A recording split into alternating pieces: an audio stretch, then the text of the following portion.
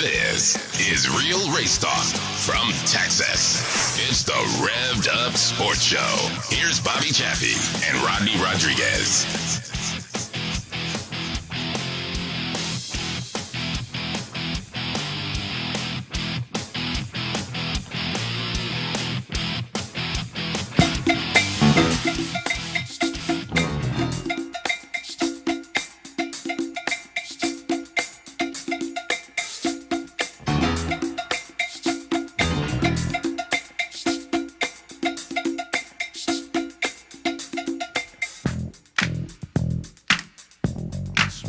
There it is. Smooth, ain't it? Uh-huh. How about that? That's right.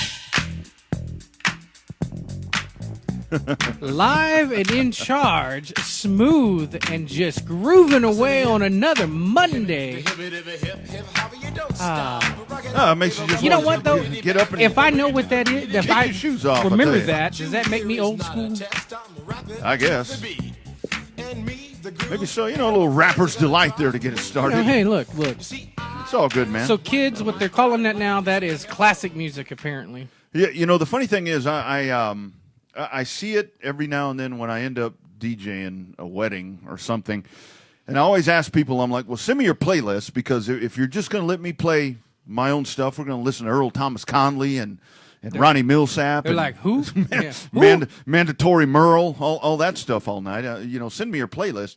And I see it's so odd now that folks in their mid to late 20s, early 30s, they send you stuff over, and it's like, yeah, man, that's the stuff that I grew up listening to, or maybe even older, back in like that. I mean, I guess it all comes back around, doesn't it? It all comes back around. It's like a bad hangover. It all comes back around. Yeah, something like that. Something like that. That's what they say. Welcome to the Revved Up Sports Show, by the way, on a Monday. Reaction Monday, as we get you set for a fun hour and a half or so here of just great content. We'll have Brad Dixon joining us. We're going to talk about the Lone Star 600. Then we'll have Justin Simpson, the brand new CEO over at DIrtFish, which you may remember last year we talked to Molly Schaefer.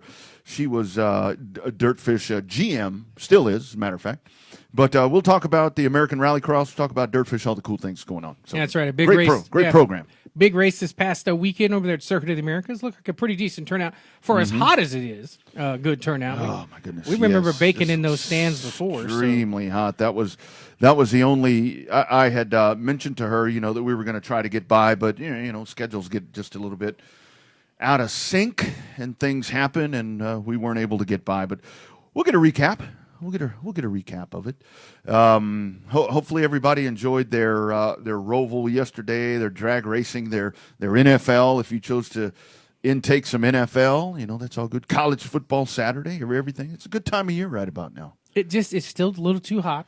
A little too hot. Yeah, it's damn too hot. Damn way too hot for the first day of October coming tomorrow. Need to get it to cool off just a little bit. It's not quite. Doesn't feel very fall at all.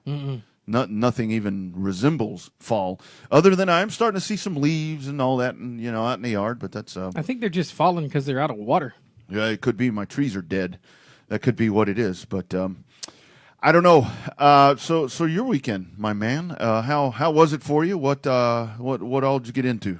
Not a whole lot. Had a birthday party for my mom on her actual birthday. Nothing wrong with that. Did ask for permission to move that to Sunday.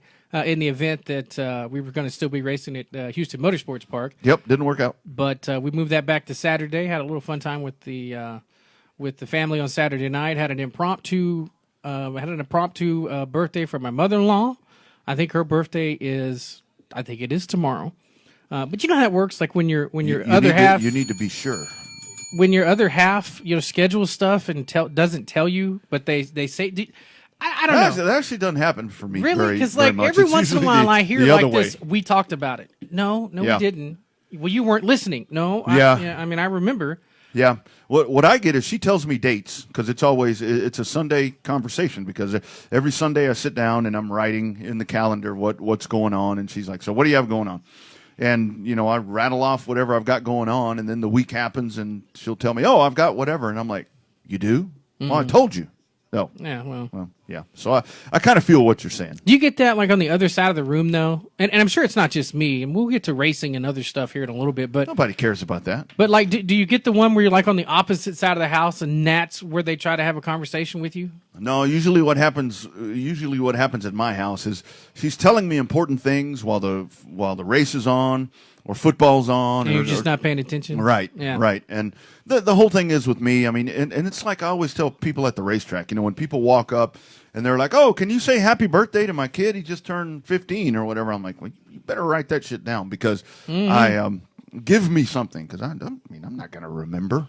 I mean, by the time I get from here to there, I will have forgotten how I got there." I remember who it was. Somebody, it might have even been Mason Teague or somebody either flipped or blew a motor. And I'm like, "Hey, man, so what happened? How was your night?" "Dude, you don't remember?" I'm like, "No." Yeah, I had one lady one time. I think this was out. Where was this? I guess it was in Kyle. She wanted me to do a happy birthday or happy anniversary to her husband, and I asked her. I said, "Write it down, because I won't remember the years. I won't remember your name, his name. Whenever I get to that." And she got mad. She was mad. I said, if you want me to take care of that for you, I mean, it's not asking that much, is it? Hell, Yeah. I even had a pen. Crying out loud. What was it? One year, how Had was it? pen and scratch paper. I can't remember if that was in Houston or what that deal was, where they ended up like they got mad or you got the name wrong and she started yelling at you. Oh, or yeah. I remember. Yeah. I was there for that one. Yeah, just get a little upset, and that's okay. And I see it a lot of times with football, where I'm broadcasting a football game, whatever it may be, and I'm saying, it happened this year with Westwood. I was saying a kid's last name just a tad bit wrong for 2 weeks, and nobody ever said anything. And finally, the parent was like, "Hey, it's actually, whatever." I'm like, "Well, I mean, just don't hesitate to tell me. I mean, for crying out loud, I'm not gonna jump down your throat or anything." But I hate when that happens. I hate to get stuff wrong. Or when they tell you you're saying it wrong, you still can't get it right. I've had a couple of those. Yeah, you have to keep looking and still get it wrong. But anyway. Good weekend of racing. We had the old Roval. We had the old Roval concept, the new Roval concept that we always joke about. That's been happening for a long, long time. Eliminated a few guys out of the playoffs. Had some action after the race, and If you can call it during that. the race. This was People are too damn sensitive. I know. Golly. I mean, the whole world is like, they sit there all the time. We hear it all the time. Racing sucks. It's boring. We need drama. We need These drivers guys with need personality. Yeah. The second somebody shows a little bit of personality, you're like, oh my God. Yeah. I know. Yeah. I mean, I Bubba's don't get it. timing could have been, it could have been a little better. Yeah. Right? Not his best moment. Yep. But it was just water, people. Yep. Dear God. The amount of people that are crying about what Bubba Wallace did, you could fill back up the bottle and splash it in Alex Bowman's face again. I totally agree. The guy's sitting on the ground with medical attention, but I mean, seriously, if I know Bowman was exhausted and everything, he'd had a rough day. That's the only problem I have with it.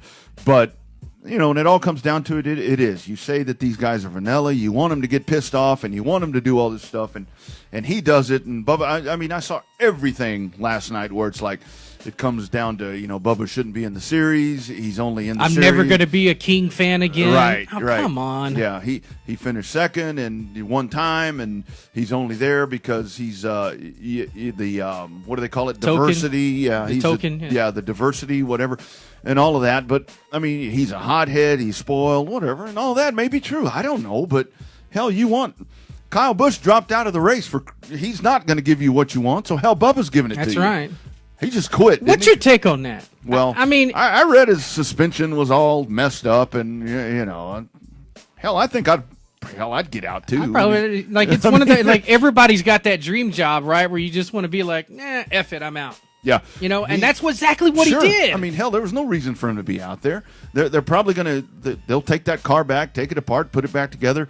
Less damage than what they may have had to do if he stayed out there. He probably would have stayed out there and gotten away and got run over, or got pissed off and run into somebody. So, I mean, I don't blame him. When you're as good as he is and you have all those points and you're leading the championship, get the hell out. I mean, if you're down in the order that far down, you can't gain or lose a position. No, Right. Park that. Yeah. Just I park it. mean, quit beating the guy.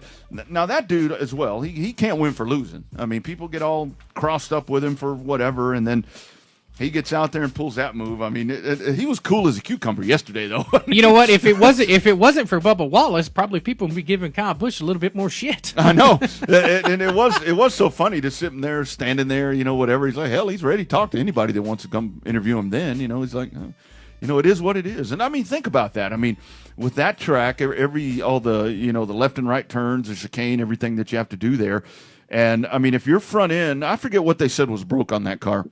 But track bar. Track bar, okay. Or track bar mount completely ground away, something like that. Yeah. I mean, if you're sitting there why the hell would you stay out there? There's no reason to. Now Blaney with his broken truck arm mount or whatever it was, strut, or he had every reason to stay out there because he was trying to fight his way in. Yeah, he was, and I mean, you have to hand it. And Bowman did a hell of a job. I mean, because he had to go to the back, and I have to admit, I mean, seriously. People that are bitching at Alex Bowman. I mean, when you get flipped off, you get pissed off. I mean, I know that they're saying, well, you're out on the track. I mean, I've been flipped off out on the track. Hell, I get pissed off when I get flipped off on 35. And I mean, come on. I mean, that the common man that pisses you off when you get flipped off like that. But does the fact that he right reared him, is that where you get? I can understand Bubba Wallace being pissed off. He got right reared. You don't hook anybody. I don't care where you are. If you're at Longhorn, if you run a little bit more and you pop him in the left rear, just spin him in the grass. Spin him inside. That's great. Spin him but inside. He legit. I mean, in car camera, everything. I mean, he legit turned left and right reared him. Hit him square. Knock him into the dirt. Knock him into the tire wall. But don't hook him. If Bubba gets spin out, Bubba's still going to be pissed off. But I don't think he's going to be near as mad since he got right reared. Even Kyle Petty said, look, I'm not defending it because it's my dad's car. He says, you don't right rear somebody. Yeah, and that's why I'm here to tell you, this Bowman, I mean, because he's getting crossed up with everybody right about now. And I love what they were saying on NASCAR America today on NBC. I can't watch the Fox one because I don't have FS1 because Dish when you switch. Right. I can't watch Jane Lonsdale Traffic in the morning. And my man Dave Freilich, because I don't have Fox 7. Lord knows I love Fox 7, and now I don't have it. Might have to switch again. Digital antenna, that's how we solve it. Yeah, something. But you can't DVR a digital antenna. So I know. Well, it's about to get a little exciting when I get home because I think Dancing with the Star. Or no. What's the one on Fox? The Masked Singer. No. The one with the Australian lady that's the host. It's a dancing show. The world's world's best dancers. Yeah. Yeah. I think that's still on, and I know that's in the hopper to be DVR'd at my house. And the two women that are there, they watch that show. Oh, and it could get just a tad bit nasty. They might be upset. They might get mad. Anyway, that's their problem. Sounds like you might have to indulge and check out something at the local sports establishment there on the way back. Might have to stop in, and maybe I can go up and film it on the big screen if they have it on, and maybe play it back for them. I don't know, but take one for the team. Right? Where was I going? I mean, you don't hook someone. Yeah, you don't right like rear that. anybody. But Bowman, he man, this dude's serious, and he might want to because he advances obviously, and a hell of a run back to second. But I can see why he was tired. But he might want to mend some of these fences. Because it's not just the guys the last couple of weeks either. I know these other people see that, and I mean the whole thing is we automatically think, well, Austin Dillon might wreck him or Bubba might wreck him. I mean they could mess up a pit stop, they could mess up an entry into pit road, they could do something to get him without putting him in the fence. Mm-hmm. And I did like that Jack Daniels car this weekend. It did look good, man. That really did look good, but hell of a run for Chase Elliott. I mean when he kept on going, I thought, uh-oh. I hadn't seen a car that fast on a road course. Ooh. Because think about it, we talk about it all the time. When you're watching it on TV versus watching it there are times, like, the cars look considerably faster in person. We saw it that one year when Jeff Gordon won. He took 2 tires, and we're like, wait a minute. Wait, did he take 2 tires? And then they came for the pit stop, and he got 4 and took off, right? But when you go back, you watch a race, and you could tell a car's fast. I can only imagine how fast that car looked in person because it looked fast as hell on TV. Looked real damn fast when he jumped off it and it kept going and backwards. That was great. Yeah, I love that. That was a NASCAR just great moment. It really was. You saw that everywhere, right? Every kind of sports recap show. Yeah. Check this out. He hit the wall here and then goes back and does the burnout, which I thought was great. That's celebration of the year. Perfect. So is Chase now a contender that we have to keep an eye on, or I don't know. What do you think? We'll see. I mean, it's still too early to tell. I think he's going to get to the round of 8, but I don't think he's going to get to the Final Four. Yeah, I don't know. We'll see, but we'll get back to that. We'll get back to all of that. That's other important business with other important people. We got bigger things happening right around here. All right, so joining us on the hotline, appreciate the time and a little bit of schedule change here. So you heard us earlier talking about this race this upcoming weekend, Friday and Saturday, talking about the Lone Star 600. Well, we got one of the main men in charge over there, Mr. Brad Dixon, joins the show again. I'm so excited I can't talk. So, Brad, how's it going, man? How does race week preparation going for you guys? Well, it gets a little hectic, but everything's going as scheduled. Everything's looking great. Looks like the weather's going to cooperate with us. So that's, as a promoter, that's the biggest fear you have is the weather, but everything's looking great on that end. So if that goes good, everything else goes great and is a blessing as well. So absolutely, we're looking in good shape. I think the thing about it is, Brad, and what even makes it easier is, I mean, you know what to do. I mean, y'all know what to do. I mean, this, like they say, not your first rodeo, so you got a game plan together, and it's just a matter of kind of cracking the whip and pulling the execution off. Yeah, exactly. Devil's Bowl, they give us the whole entire staff at Devil's Bowl and all the crew that works with us. You know, all my guys have been with Jack and myself now since the beginning. Knock on wood, nobody's left us. We hadn't had a high turnover of personnel doing this event, Nice. You know, everybody's hung around since the very beginning. Actually, everybody. So you were getting a few of the bugs worked out. Every show you learn a little something new and make an improvement for the next show. And we're going to try to execute when we do have a red, we got a little bit of a better plan. We try to be really speedy cleaning that up, but we're going to be even faster and get the show, going even quicker as before. So give the fans a lot of action and a little less downtime during the Reds. No doubt. So Brad, for those that aren't familiar with the Lone Star 600, obviously you were on last year, but for some of the people that aren't familiar with the format, go ahead and refresh the people. Tell them about how this amazing, and actually you could tell them the format and then just how much money you're going to pay out. Well, the format is pretty much no qualifying. That's one of the biggest things, when people, especially newcomers, when they hear about this race, that the catch is no qualifying. Once you're entered, you're in the money race. And we run 300 laps. We do we start from a dead stop. Each car furnishes their own score. And for anybody that's like, how does this thing score and all this good stuff, each car furnishes their own score. It's reviewed by the camera system that we have. The other thing that's neat about it is, the cars is the first one to complete 300 laps in the shortest amount of time. So you're racing the clock and you're racing yourself to race the clock. Mm-hmm. So that's one of the things that's really neat about this deal. You can actually start in the back and never pass the guy on the front row and wind up winning the race because you completed your 300 laps in a faster amount of time. Yeah. So that's one of the... And go ahead. I'm sorry, Brad. So the beauty of this is, and you mentioned like a newcomer, it does give someone, if they're going to try this for the first time, and there'll be some rather famous names in this, or well-known names, but it gives somebody new, or it gives them an opportunity to do really well. Absolutely, and especially for the newcomers. I know we have Kenny Wallace, and Kenny Wallace is a super stand-up guy. But, not knocking Kenny, but I think there's 200 people.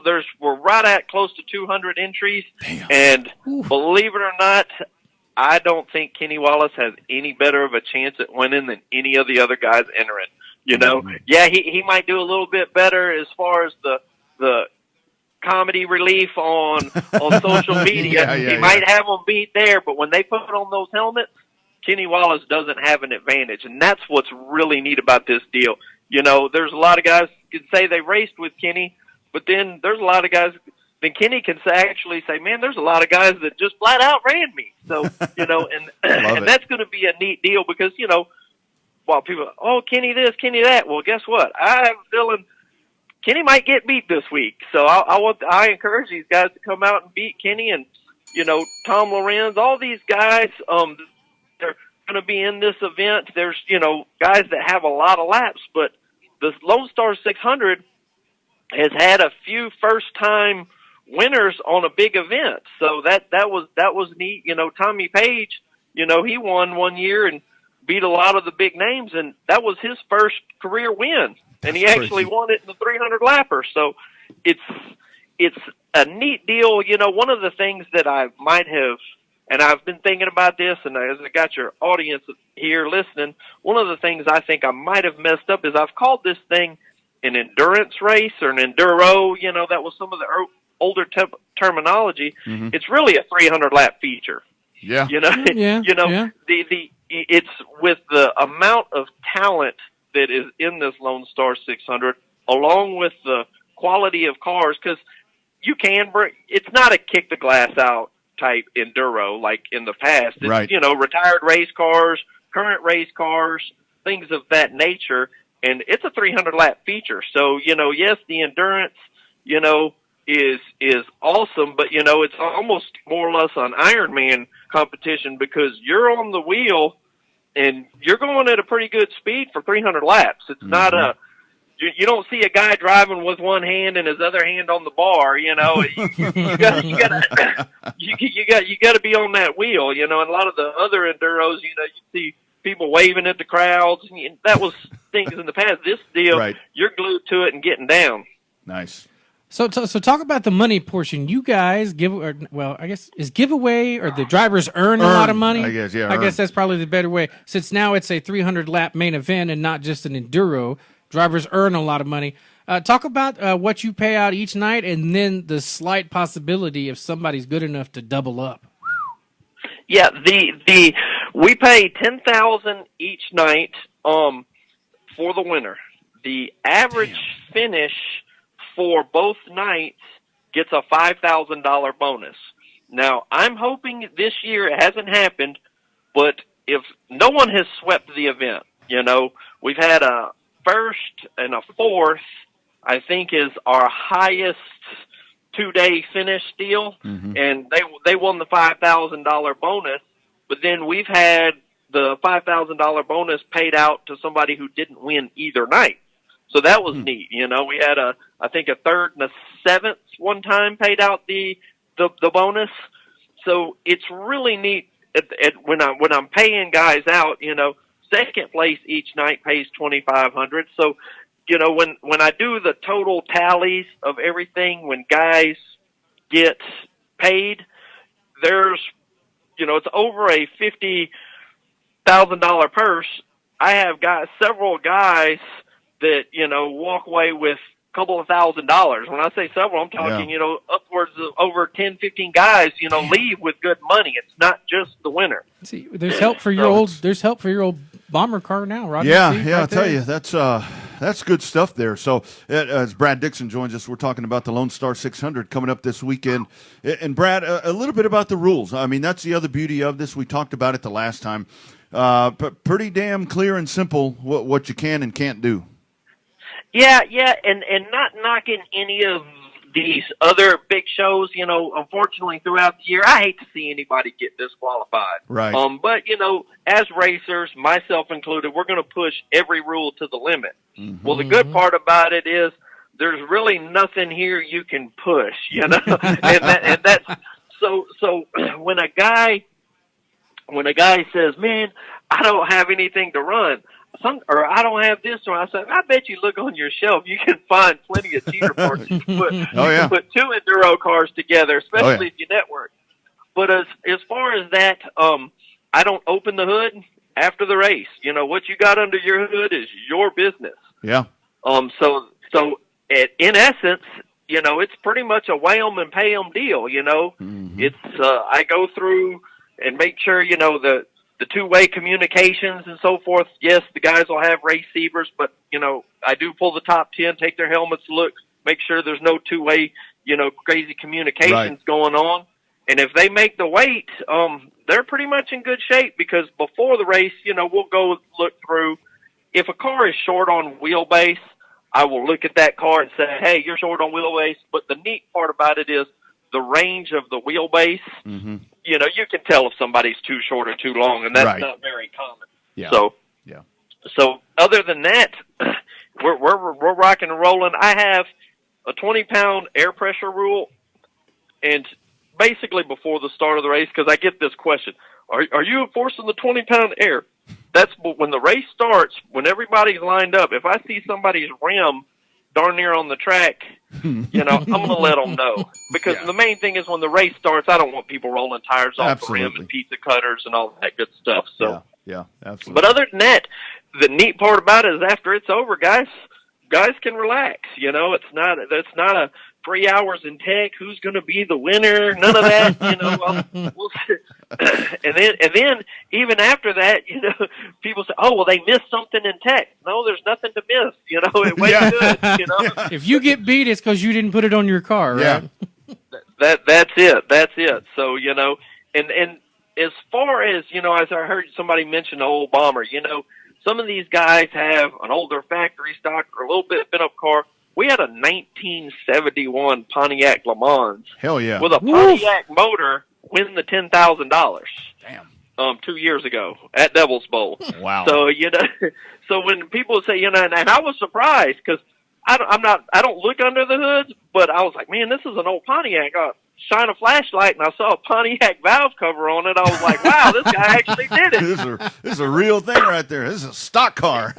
Yeah, he was from Missouri, but yeah, he had an old school Pontiac motor. He probably got it on his own from out of town because nobody could run it anymore. The old Pontiac heads and so forth are kind of extinct, but for an enduro, they're rocking and rolling. So yeah. Hell, Brad, it's probably a crate engine. They rigged it up and got a Pontiac valve cover. Bought some Pontiac valve covers off of eBay. That's it. But that's sure. okay in this race. I mean, that's absolutely okay. Yeah, that's awesome, man. I love that.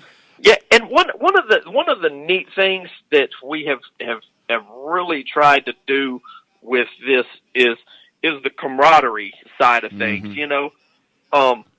We've had enormous support, with other racers, other promoters.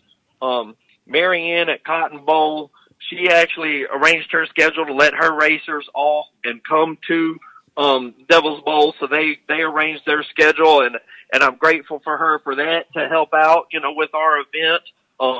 Chase Allen, Ingalls, they moved some scheduling stuff around on their race to clear up the Lone Star 600 weekend, and Joe Spillman, I know he's not at 281, but there are a host of outside sources other than me and Jack that do help make this race, because while I tried to create an event here, me and Jack did, that didn't interfere per se with other people's big shows. It's kind of a one-off deal to let guys go and just have some fun. Sure. I mean, and racing is fun. Don't get me wrong.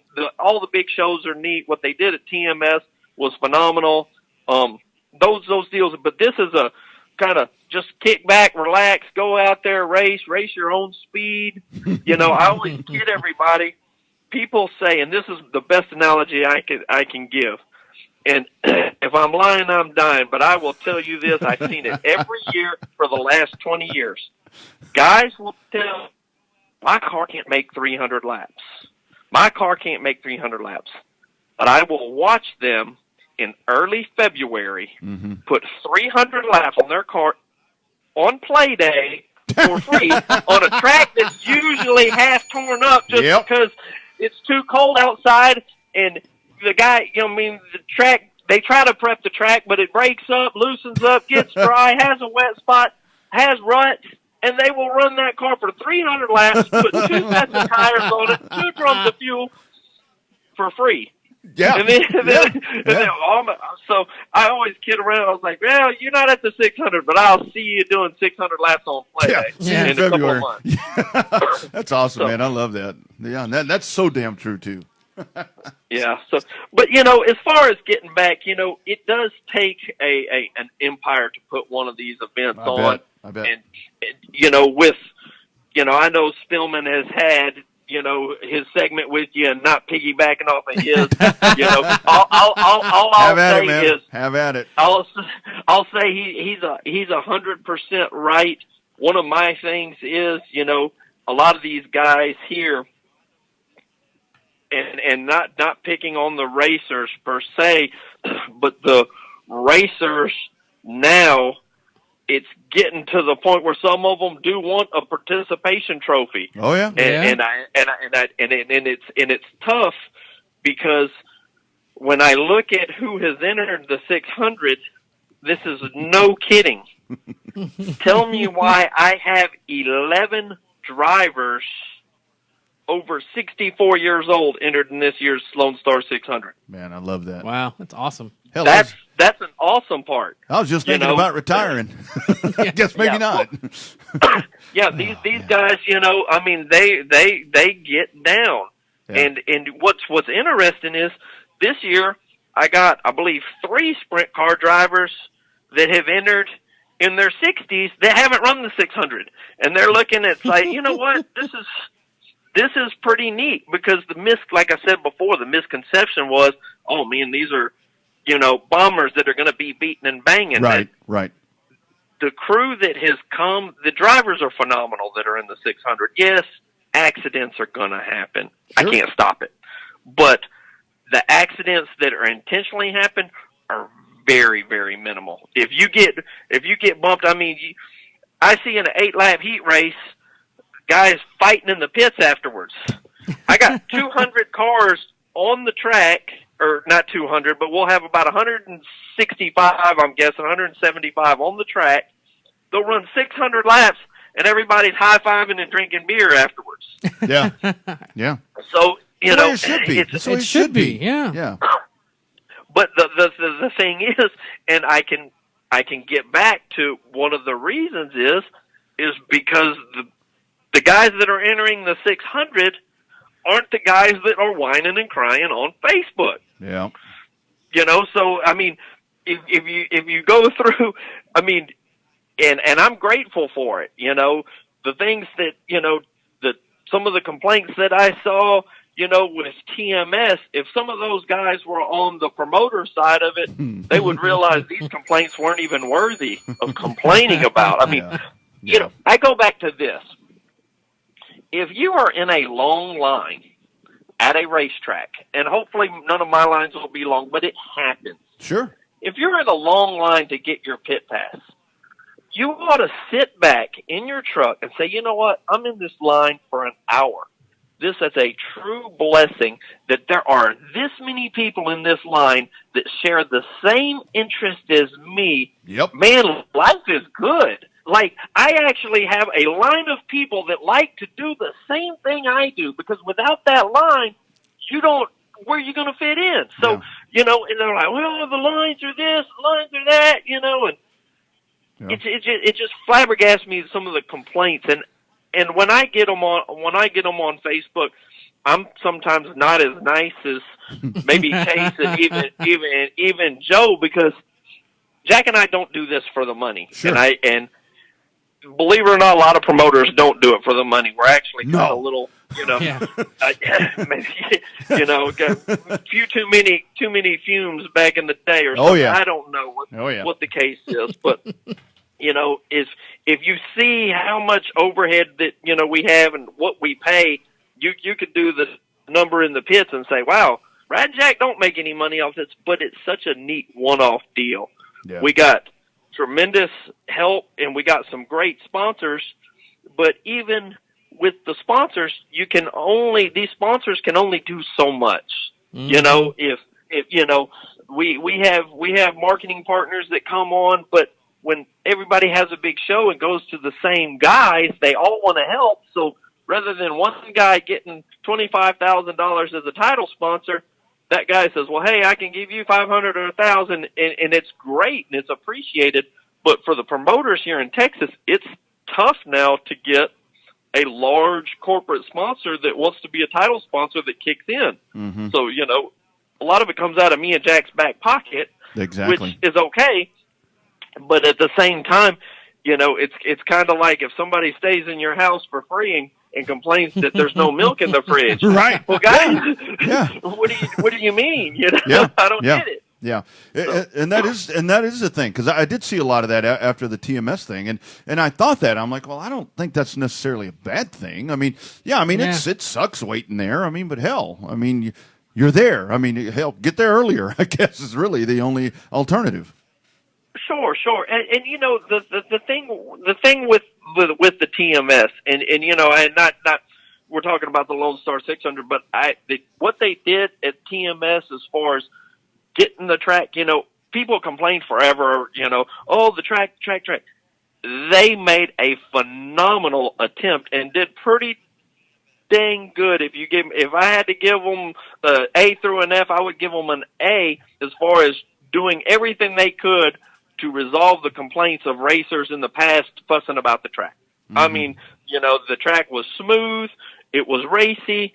They would work the track. It's not like they said, hey, guys, you got what you got, man. Hope you got what you need. You know, no, they didn't do that. You know, they actually put forth an awesome display of track prep. And, you know, so with that many cars on the track, it's just like the 600. Yeah. You know, if you think about TMS, you know, Laney does a tremendous job with Devil's Bowl. He knows his dirt, you know, like the back of his hand, and it's a phenomenal surface. But, you know, like even me and Laney talked, you know, there's 150, 175 cars doing 300 laps. Yeah. There's more cars per lap than any other time in history on that track. Yeah. Because when you got 8 cars doing an 8-lap heat race, that's nothing compared to 175 times 300. And these aren't mod lights or sprint cars. These are heavy cars. Heavy cars. Right. So, you know, with that being said, you know, when guys fuss about, you know, track and lines and all this, you know, I guess as I'm getting a little bit older, those complaints start to wear a little thinner with me because, you know, and so social media really makes it tough, you know. So anyway, not ranting about social media. No, I mean, we're excited because we're going to have an awesome event. What I do like about Kenny Wallace being in there is Kenny Wallace, I hope, brings some of the fans, and not knocking NASCAR, not talking about NASCAR, but I have a 10-year-old son.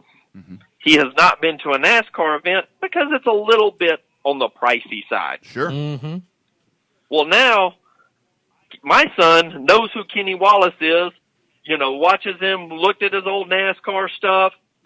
Now he says, man, I get to see Kenny Wallace race for 600 laps. So hopefully the guys that have some interest in NASCAR but have never seen, and Kenny Wallace has never run 600 laps on dirt. So the coolest thing ever is when I talked to Kenny about this, and he's going to be driving Kenneth Montgomery's car with KMO Racing, which KMO did an outstanding job, you know, getting a car together for him and all that. So that's going to be a phenomenal little ride that he's got there. Right. But this is on his bucket list. When me and Kenny were talking, he's like, you know, I've done a lot of things in my racing career, but I've never done anything like this. I mean, there's not a whole lot of times you can create something that somebody like him has never done before, you know? Right. We had Bobby Pierce. Bobby Pierce was really close to coming, but he has a late model obligation that he has to be at. Mm. But if it does rain, which they're watching, if it does rain, he's hopping on a plane and is going to drive Jeff Allgaier's car. Nice. Down at the 600. So, nice.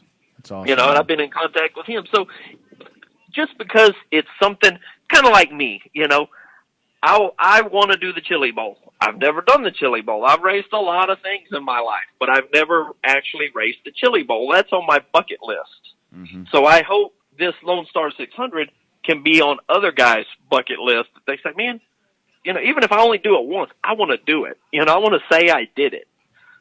Yeah. So that's, and that's what we tried to do with this event, and work with the other local promoters in town. I wish there were some other tracks that we could have worked with in the Dallas area that would have kind of realized that, hey, he's not stepping on our toes. Sure. He's not doing Sure. a limited modified show. He's not doing a factory stock show. He's Right. doing a one-off. He's not. Yeah.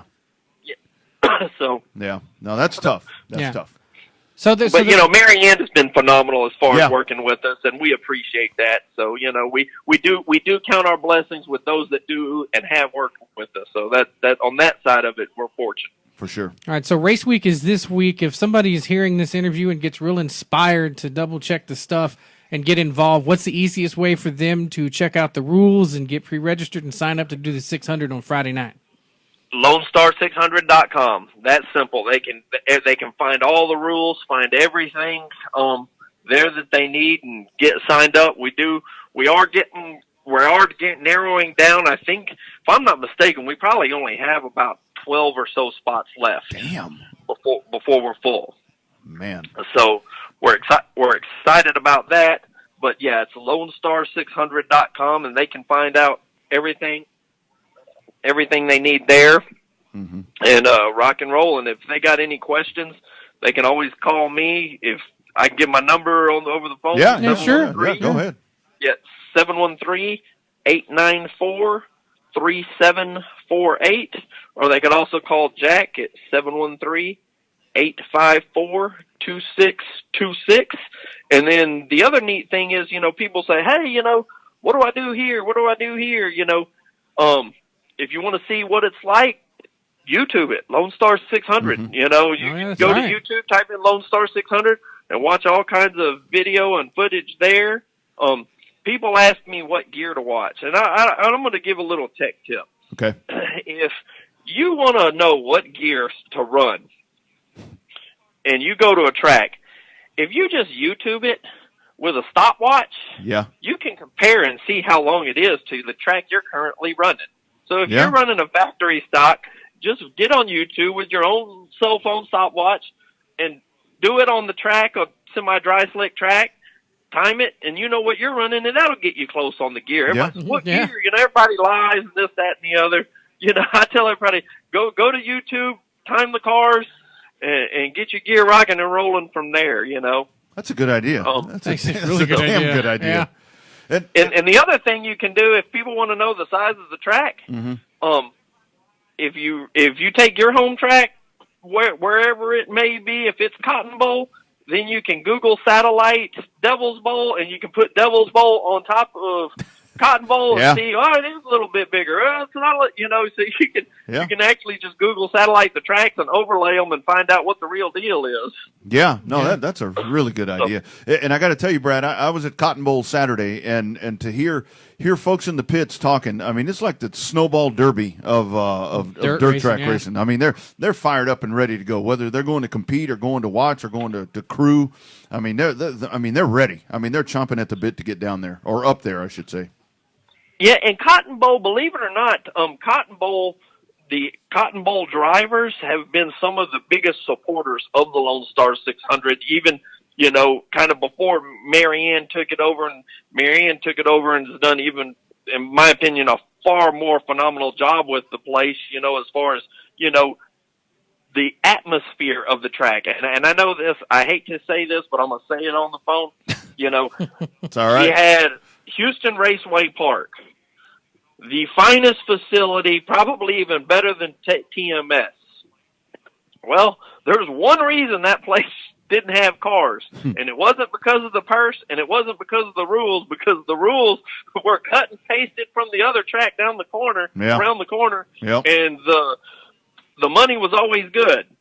But when you only had 6 cars run through the gate, it was because of the atmosphere. That's it. And not the atmosphere of the trail, the atmosphere of the attitude. Yeah. And, that makes it tough. I always said, if somebody like Joe Spillman was down here in the Houston area, he could have really done wonders, because we needed that kind of personality down here.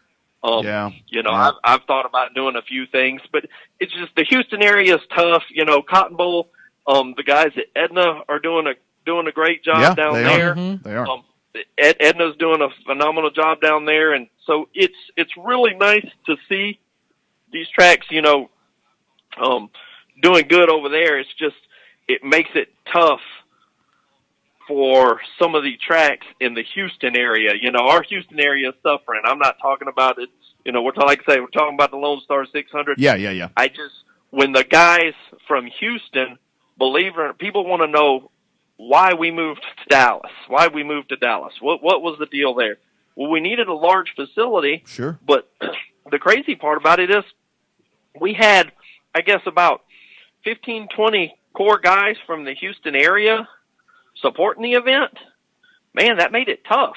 Right. When we were like, should we keep it here? Or should we get closer to the guys that support us?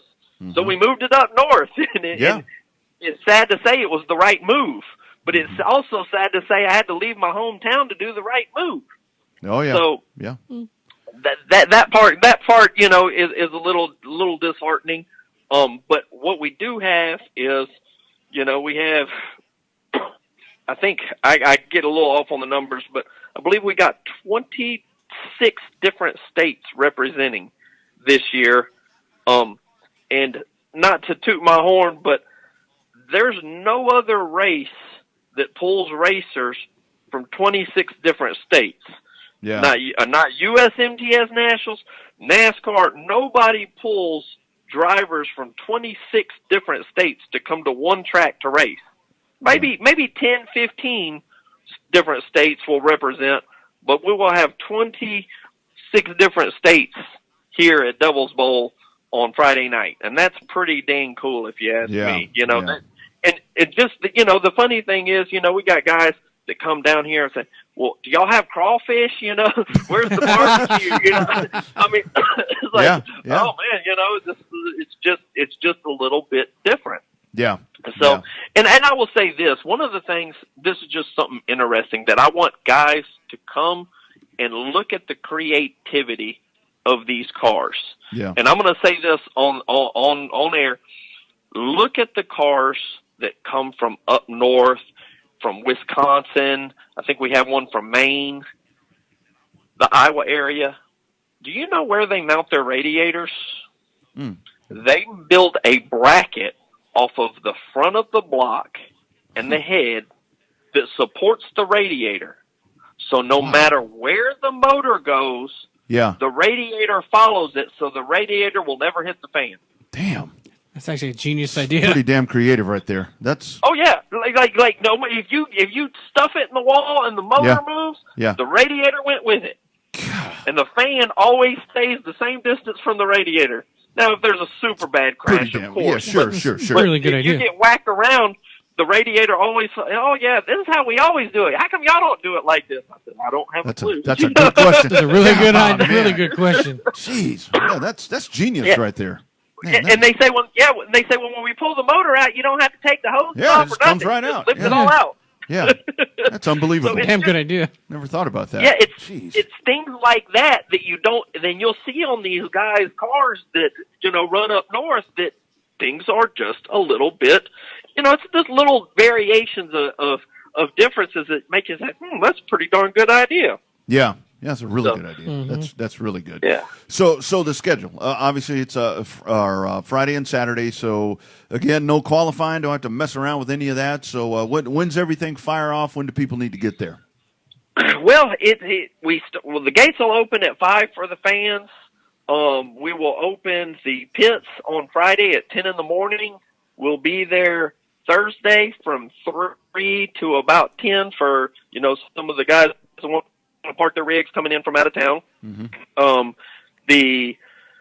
We will have, I believe, the drivers' meetings at 5, give or take. All that information will be on our website. We're fixing to blast that out to all the drivers. The cars line up on the track at 5:45, and the racing starts at 7. And if you can ask anybody that's been in one of my events, when I say 7, I say 7. If you're not out on the track, green flag drops at 7.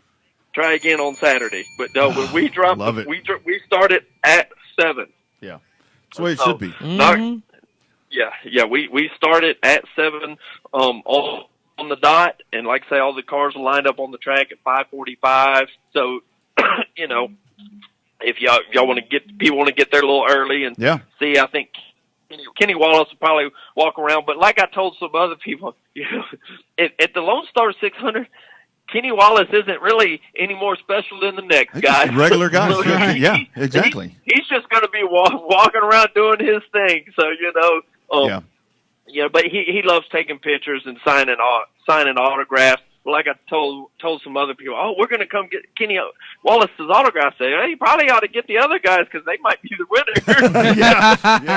yeah. You may not be getting a winner's autograph, and the good thing, Brad, about having a guy like Herman there, like Wallace, is he's going to keep it fun. He's going to keep it fun, Absolutely. And he's going to get everybody involved. And that is great to have that dude there.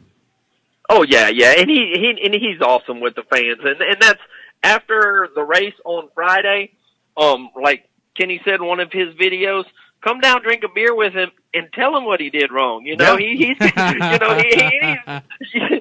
want y'all to come down there and just roast him.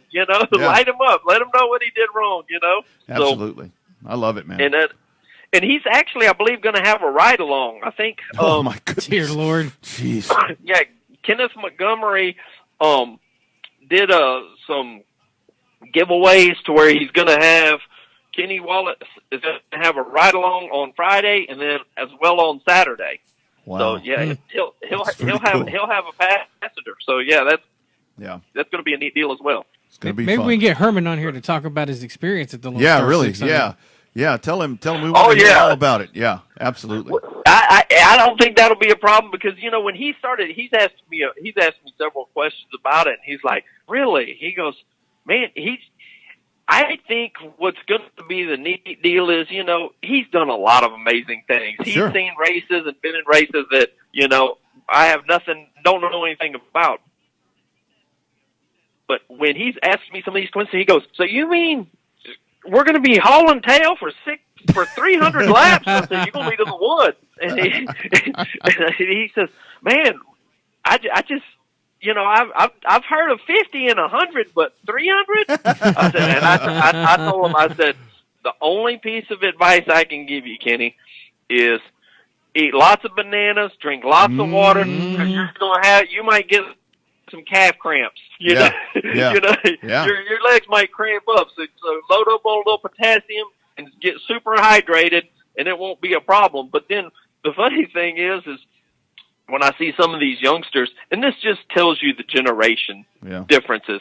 I've seen a 22-year-old, 25-year-old, even 30-year-old get and sit on the side of the car with their shirt off, panting, and mama putting a cold washcloth on their forehead. Yeah. And then I see the 65-yeard-old man getting underneath the car, pulling his oil pan because his oil pressure was low right after the race. It's definitely a different time, No, so. I love it, man. I love it. And I tell the young guys, I will say this. I say, if the guys that are 30 and under, make sure you bring lots of buddies to help you in the pits because it takes 7 of them to do what an old guy can do. Yeah, exactly. You got one guy to hold the lug wrench and the other guy to spin it. Yeah. Where the old guy can't get it to loosen, he's going to stand on that damn thing and get it off himself. That's it. Well, hey, I'll never forget. I heard one guy, "Hey, the impact was dead," and then that says, "Well, it was such and such as a job to charge it." I said, "Wait, you got a guy's job is to charge the impact and another guy to use it?" I tell you, times have changed. These damn young ones, they just can't do it. Hey, and also raceontexas.com. Folks that can't be there, they can jump on there, pay that small fee, and they're good. Absolutely, yes. Race on Texas. They will have the pay-per-view live for the deal, and I will say this is going to be the controversial issue. The Facebook Live. Yeah. If you were at one of my events 2 years ago, I did break an iPad over my knee, and I did break an iPhone in the stands. Uh-oh. Let it be clear. you don't Facebook Live my event. I know people say, oh, Facebook Live is great. Yeah. Well, you want to watch it, Race on Texas. You want to watch it live, come buy a ticket. Yeah. But the only reason is, and you can Facebook Live before the race and all of that good stuff, but what, and I'll tell you what had happened, why I got so hell bent on it. And let me clear the air, because people are thinking, man, Brad is such an a-hole. He doesn't let us Facebook Live.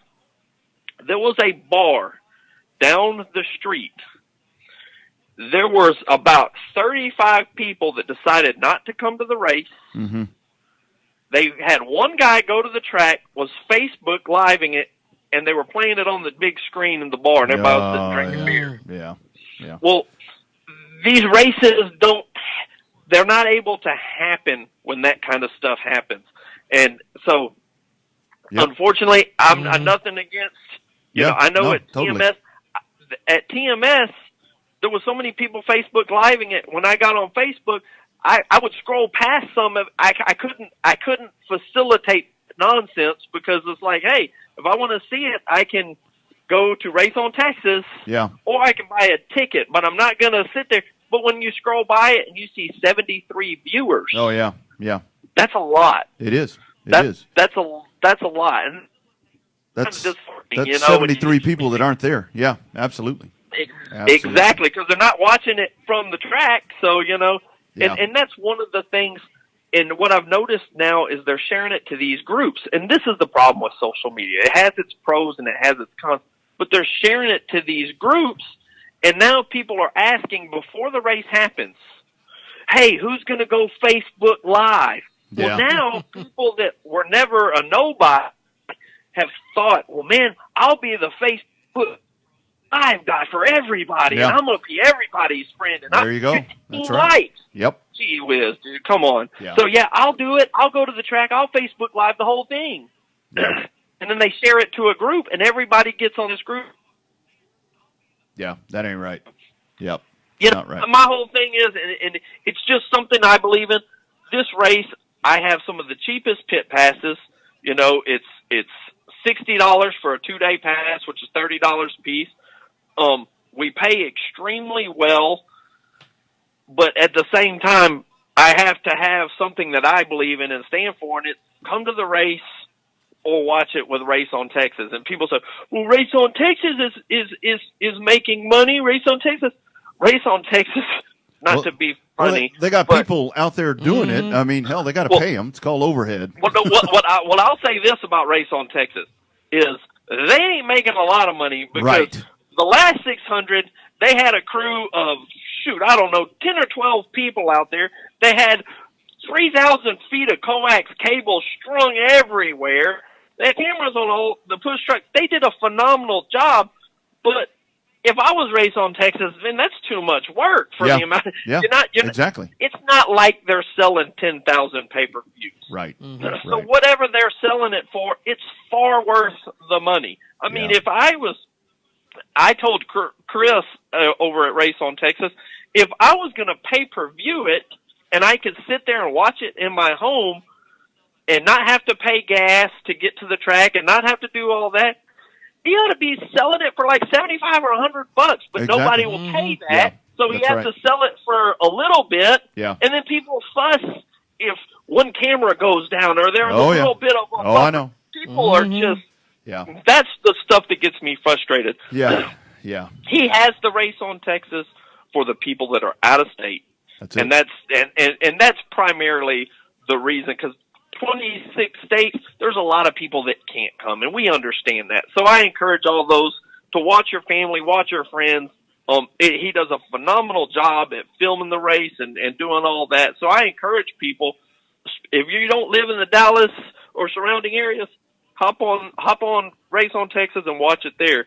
But if you do, come out and hang out with us. Have some fun, and kick back, relax, and watch an awesome race. Yeah, it's going to be good, man. Looking forward to it.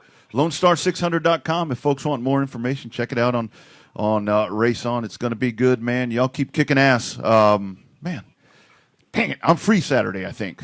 Man, get Nancy. Get Nancy. Well, if you're free Saturday, come on out, because usually on Friday, bring your helmet, in fact, because usually on Friday, well, here's what if somebody parties a little too much with Kenny Wallace. That's true. They might need a driver. That's true. I had one. I'll tell you a story. 4 years ago, we were at Houston Raceway Park, and it was 4:30 in the morning, and I saw a little orange glow over to the pits. I was like, "Oh hell!" I grabbed my fire extinguisher, run over there, and there's 3 racers, and they're intoxicated, lighting their fire suits on fire, and deal saying who had the better fire suit. Whoever's doesn't burn till the last wins. Nice. And I was like, are y'all kidding me? Well, yeah, my fire suit's better. Watch, it won't even burn. My fire suit won't burn. Well, they were all burning. So that's why I say bring your fire suit, because I told the guy, you feel all right? And then he's like, man, I can't drive Saturday. I said, I know you can't. So you put somebody else in there. So what I'm saying is, there you go. Bring your helmet. You never know. Yeah, absolutely. The party with Kenny Wallace might get a little crazy, but we always keep it in check. And the driver's safety is, we don't. Yeah, no doubt. So no doubt about it'll be a good time for sure. Yes, sir. Well, good deal, Brad. Appreciate the time, my brother. Again, we'll check back in. We'll get a recap. Let's get a recap. Absolutely. Love talking to you guys, and we'll see y'all out there October 4th and 5th at Devil's Bowl Speedway. All right, man. Alrighty. Thanks, Brad. Best wishes, dude. Keep at it. Have a great evening. Thank you. Take care. Bye. Brad Dixon, big event. Huge. I know. One of a kind. Brad is, and so is the event, right? Absolutely. Take a break and come back on the other side. We're going to talk a little American Rallycross, and we'll have all this podcast up here at RevvedUpSportsShow.com and at HornFM.com. Stick around. It is your Monday. #Real Race Talk. This is Revved Up Sports Show in Texas. Austin 360 Marketing is your one-stop site for all your business marketing needs. With our wide variety of products and services, we have what you need to bring awareness and exposure to your business. We believe marketing should be fun and rewarding for both your business and your customers. We can find the right niche for any business looking to impact their marketing campaign. Whether it be marketing material, online marketing, or direct marketing, we can deliver on any budget. Contact us today for your acrylic signs, banners, window and vehicle vinyl, and more. We are Austin 360 Marketing, 512-913-7693. Find us on the web at austin360marketing.com or email Gino Cimitol at geno@a360m.com. Austin 360 Marketing. We'll make you look good.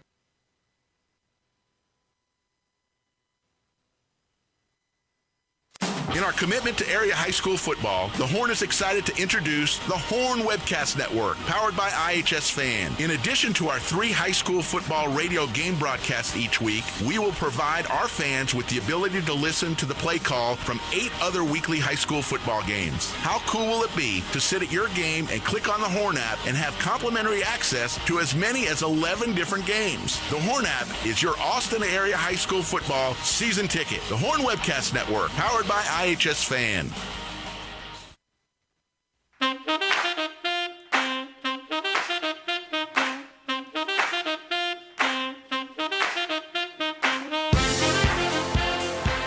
Revved Up Sports Show on your Monday. Thanks to Brad Dixon. Lone Star 600 coming up at Devil's Bowl Speedway. That is going to be one fun event. LoneStar600.com. Check it out if you can't get there. It will be on raceontexas.com as well. You check out the pay-per-view there. Very, very small fee indeed.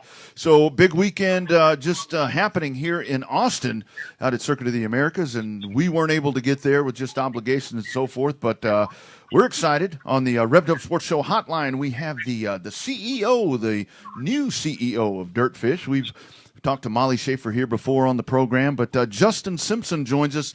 Justin, how are you, my man? Hey, guys. I'm doing great. How are you doing? Hey, we're doing well, man. Thanks for jumping in. It was always, when I was talking to Molly today, or kind of messaging back and forth, the time thing. We get the time thing gets kind of crazy sometimes, because she was saying 5:30. I'm like, no, 7:30. She's like, no, that's 5:30 here. I'm like, no, 7:30. Rodney, you just need to get out more. Yeah, I never leave Texas, for crying out loud. I think that's part of the problem. So that might be. You got to come up and see us sometime. So they can come out the Pacific time. It just snowed there, right? Like it was 110 heat index here, but didn't it just snow up there by y'all last weekend? Yeah, you guys killed me down there this weekend. I'll tell you. God, it was so hot. And, I have this crazy addiction that I also like to run the stairs of the tower at Coda as well. And, boy. And, that was a mistake, I think. I'm pretty sore. Yeah, no, that's, and it's cooler now. I mean, we're actually in a cool front that they keep telling us. It's like, ooh, man. It's only gonna be 97 degrees is cold, huh? Yeah. That's cool here. When it gets to like 85, people grab their jackets, man. Yeah. Absolutely. I've been there when it's cold and raining in November a few times at Coda, but this time was not that the case. Yeah, for sure. yeah, no doubt about it. Yeah. So DIrtFish. We'll recap Coda here in just a little bit, but tell folks a little bit about DIrtFish. I think folks don't really understand that they can go there and maybe learn something, but a little bit about what you all do. Yeah, absolutely. So DIrtFish has been around since 2010, and at our core, we're a rally racing experience. So we teach people to drive rally cars, but we also, in general, just do loose surface driving techniques and safe driving programs. So, if you want to be a rally racing driver, but you have no idea how to do it, usually a great place to start is at DIrtFish. So we're based in Seattle, Washington. We're only about 30 miles outside of the city, pretty close to the airport. And, we have about 350 acres out here of land to play with. So we're a little automotive playground. Man. Wow. Yeah, I think that Seattle, Washington trip may come sooner than later now. Yeah. Got to go learn that Pacific time. Yeah, absolutely. And as you guys know, and most people who are in the rally world know that DIrtFish has a great relationship with Subaru. So we have WRX STIs as well as BRZs out here at our driving school, and we have about a 30-car fleet. So you can come and drive and beat up on our cars instead of yours and learn how to rally.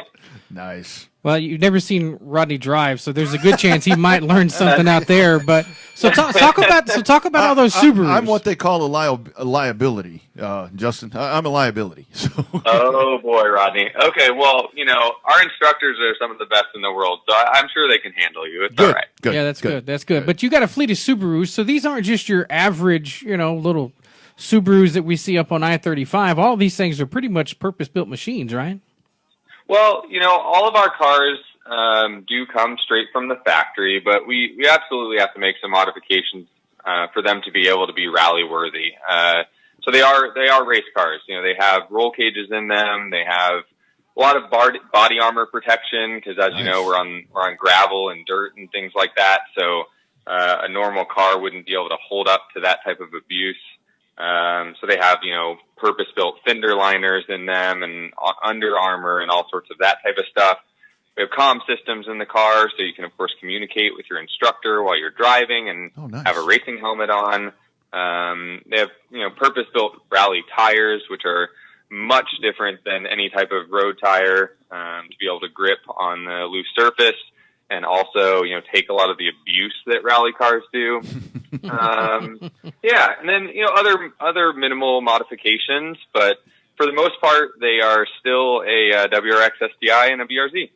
Nice. Yeah. Nothing like jumping into the real thing. I know a lot of times, I've seen different, whether it be a driving school or driving experience where you get there and you get into whatever it is. And it's kind of I hate to say a piece of junk, but you get into something like that and it's like, okay, well, this kind of feels like a bomber car or something. I mean, that sounds like that's the real deal.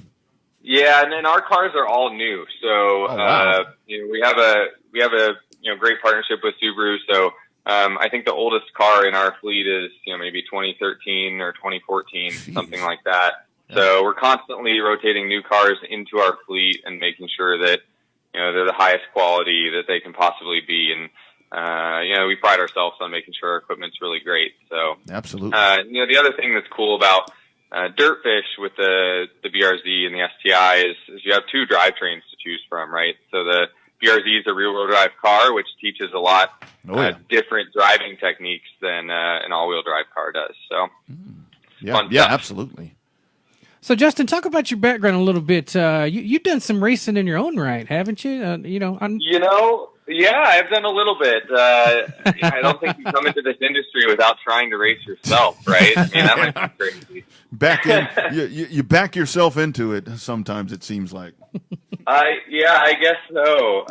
Let's see. The short version is I grew up around cars my whole life. I grew up in Oregon, which is not a great place to get into racing, to be honest with you. But my dad, when I was pretty young, I was about 11, and he's like, all right, Justin, you can decide to go straight in a drag car, or you can decide to race sideways in a dirt car. And I wanted to pass people, so I decided the dirt car was for me.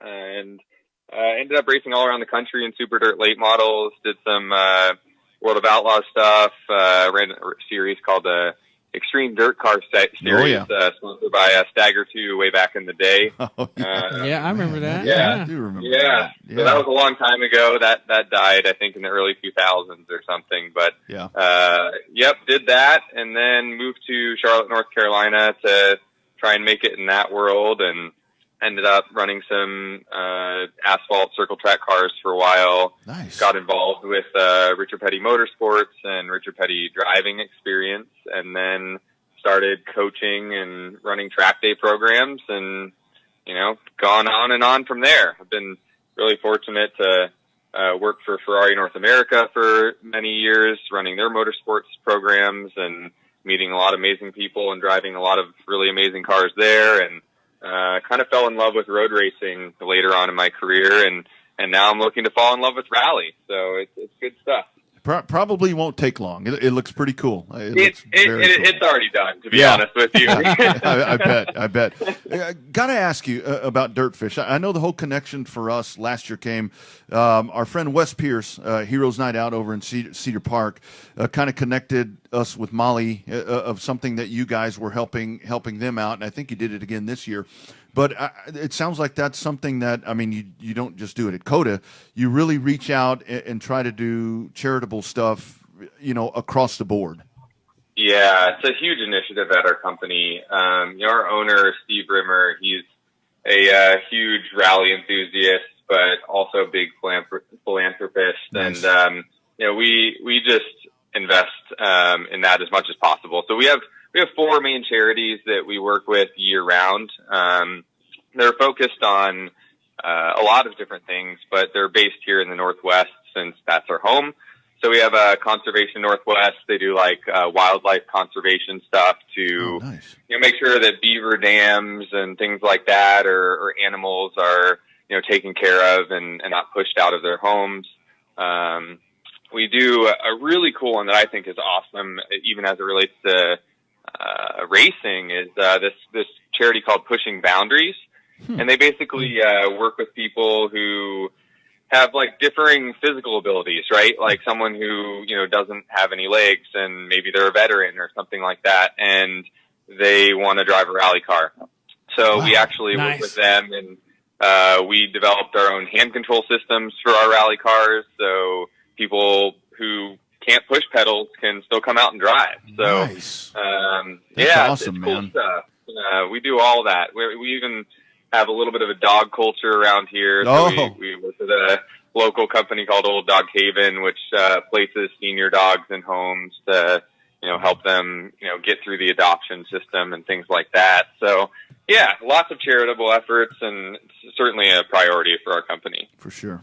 Nice. So now we've got all the really good feel-good stories. Talk about the other feel-good stories for your weekend here in Austin, other than it just being unmiserably hot. We're kind of used to it. You guys aren't. But, I mean, so what's your take on COTA? I mean, is COTA the place that needs to be on this rally schedule? Do you think we need even more races here? Yeah, it's a great question. I love COTA. I have been going there since the inaugural F1 race. Mm-hmm. The place is much needed for North American motorsports in general, and I'm happy that Rallycross is a part of that.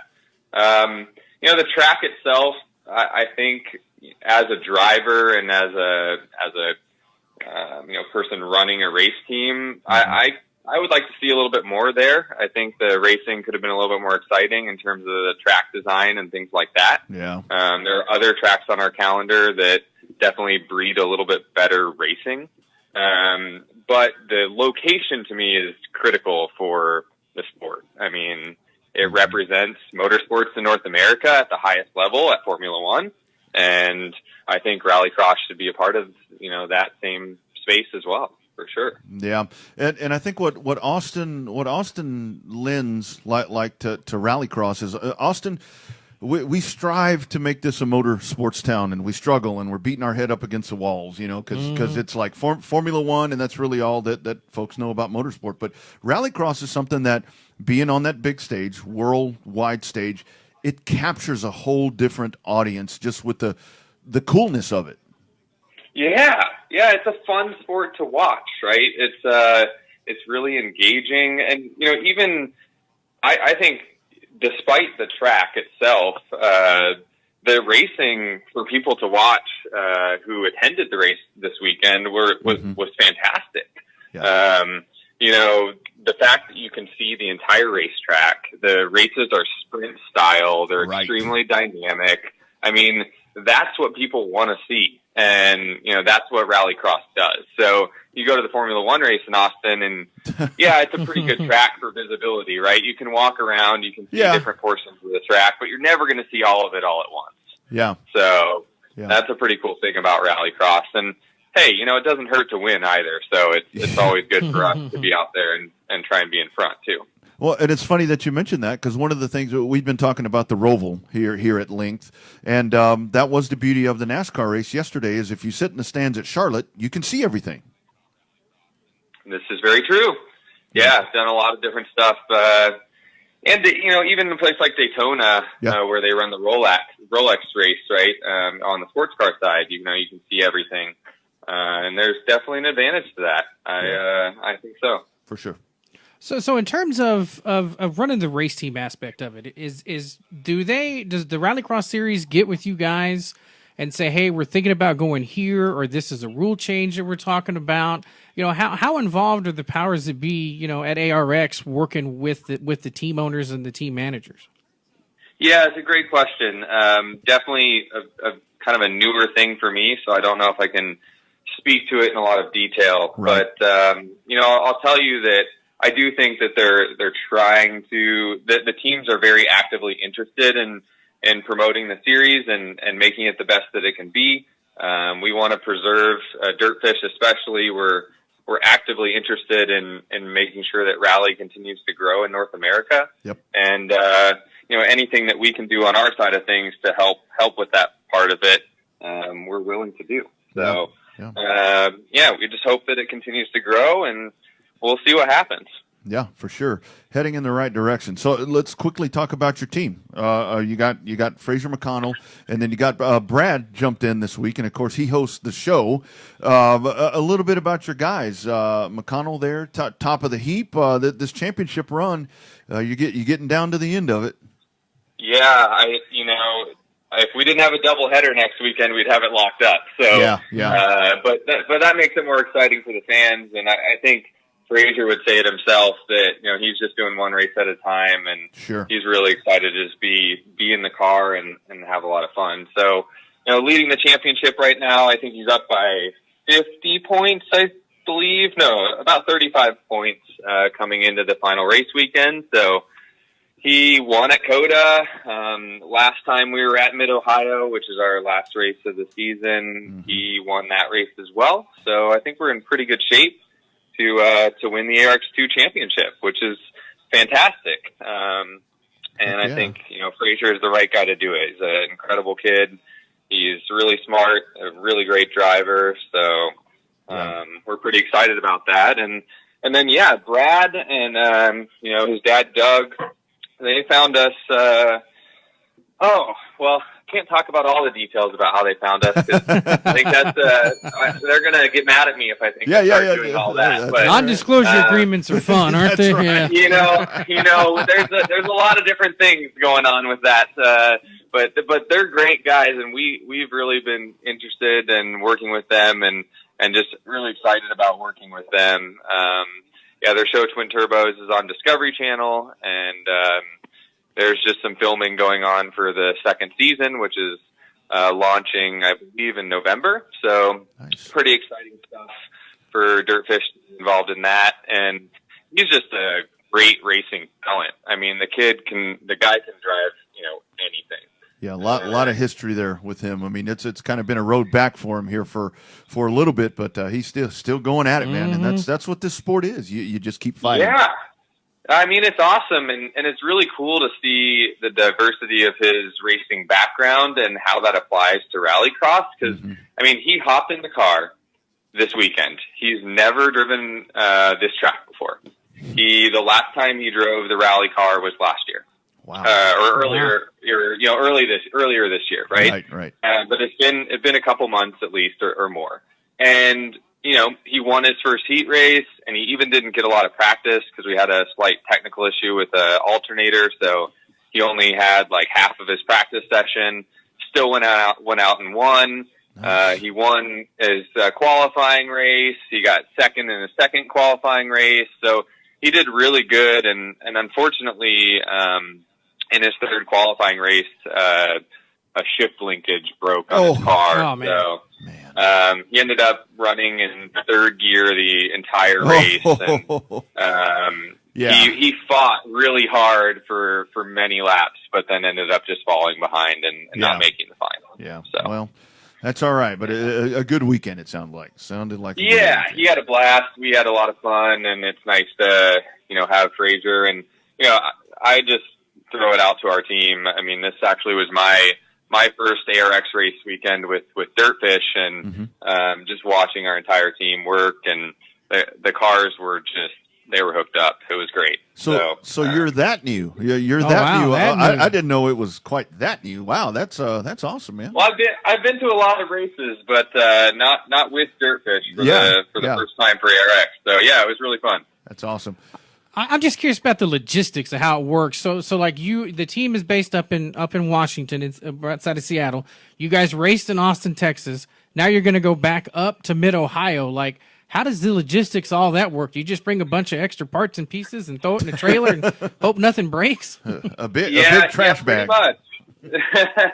Well, we did have 2 extra cars there this weekend. So we had a car to run media hot lap rides that we sent down there, and then we had a 4th car that we actually rent out to Sage Karam, who raced with another team this weekend. Yeah. So, and he ended up finishing second behind Fraser in the final for ARX2. So we really had a 1-2 finish in terms of cars this weekend. So that's part of the coverage. We sent 2 trailers instead of 1, some extra cars and a bunch of extra parts. And then, the team will go straight to Mid Ohio and re-prep there for the next race weekend. Man, that's a lot of windshield time. It is. It sure is. So Justin, let's say Bobby and I and a group of guys, we want to go do the experience. How do we do it? We jump online. Can we do all of that online? Do we need to call? How's all that work to get? We need to get some Texans out there so they can cool off. Yeah, absolutely. So first things foremost, go to DIrtFish.com, check us out. We have a lot of different products to offer to you. So the rally experience can start anywhere from like 2 hours, and it can go all the way up to 3 days. Oh, goodness. Our flagship program is a 3-day program. You run rally cars for 3 days straight. You get here at 8:00 and you leave at 4:00. And needless to say, you're pretty tired by the time you go home from hanging out at DIrtFish for a week. So it just depends. You kind of pick your poison and you go online and find something that's available and go from there. We have, we're coming into the holiday season. So if DIrtFish is on your potential wish list for presents in the future, if you sign up for our newsletter by just throwing us your email, you'll hear about all of our promotions and everything else going on in the near future. So I think I need to. I'm going to sign you. I'm going to sign my wife's email address up with you guys. That's a great idea. Yeah. That's how we do it right there. Santa Claus can send me out to DIrtFish. That would be super cool. Well, yeah, and the other thing that's cool is our, if you buy a gift card or something, they never expire. So if you wanted to take advantage of a holiday promotion, buy a gift card and, book a course later in the year or when you have vacation time or something like that, you can always do that as well, which is really great. Yeah. I'm looking at it online. It looks kind of fun. We found it. I got a feeling we could put some wagers together on which one of us would be worst. That might be the better way to look at it. Yeah, no. The instructors. What you guys should do is you should come together and then you can do what we call our private programs where you have an instructor coach you one-on-one with your own car. You can do it as well, but you can use our cars too, and then you can battle it out and see who's the better driver. Nice, there you go. That's nice. We're both retired race car drivers, so that'd be fun. Might work out. That'd be fun. Well, it wouldn't be retired for long. It just takes one. You know how that goes. Oh yeah. But retired is always like a loose term, yeah, right? Yeah, pretty much. Yeah. Yes. Always misspell retired when you say retired because that gives you an option to jump back in. So that's kind of the way that. Exactly. The way that's perfect. Justin Simpson, we appreciate it, man. Congratulations on the gig, man. I mean that sounds like a super cool gig right there at DIrtFish. No, thank you very much, and we're just super excited about DIrtFish as a company. I mean, we have a great brand within the rally community, and we love all of our fans and our customers that know us, and we just want to continue to offer that to the greater automotive community and show them what we're all about. So it's fun stuff. I appreciate it. Yeah. It looks fun. I think we got to try to figure out a way to get up to Seattle pretty soon. Have to figure it out. All right. Well, you guys send me an email, and we'll sort it out. Absolutely. And congratulations on the soon-to-be, hopefully, looks like, championship coming up again. Yeah, thank you so much, guys. Fingers crossed and much appreciated, and happy we could be on your show. And it's really good stuff. We'll hit you up next time we're in Austin if we can't get you up here beforehand. Yeah, absolutely. Reach out anytime, man. Love to have you back on. Absolutely. Thanks, Rodney. Thanks, Bobby. Appreciate it. You bet. All right, thanks, man. Take care. Okay, cheers. There he is, Justin Simpson, CEO of DIrtFish. There's some neat stuff on his website. I looked at it last year. I looked at it last year when we talked with Molly. Stuff. Yeah, we may only have to do like the hourly one though, just because I don't know if those cars could survive us for like more than one day. Be all beat up. We're over here used to driving jalopies and all these different. Well, he's things. probably they said they have all the brand new 2020 stuff. He said they got a couple of 2013s. I got a feeling if they're smart, they'll put us in those. Put us in that. Put us in that. Yeah, that would be a good idea. But great conversation right there.